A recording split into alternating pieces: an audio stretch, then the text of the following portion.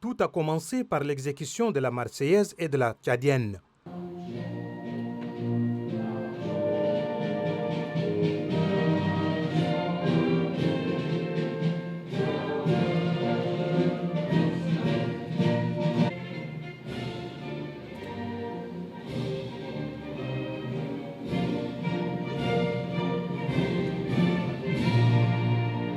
La fête nationale de France, célébrée chaque 14 juillet de l'année, a été commémorée avec faste au Tchad.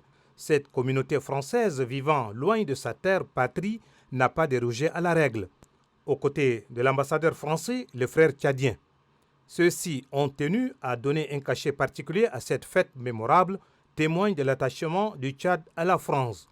C'est le ministre de la Communication, porte-parole du gouvernement, Aziz Mohamed Saleh, qui a conduit la délégation tchadienne composée de plusieurs personnalités. Une occasion tout indiquée pour le diplomate français Bertrand Kocheri de vanter les valeurs de la République française proclamées lors d'une déclaration des droits de l'homme et du citoyen le 26 août 1789 dans l'élan de la prise de la Bastille et de l'abolition des privilèges.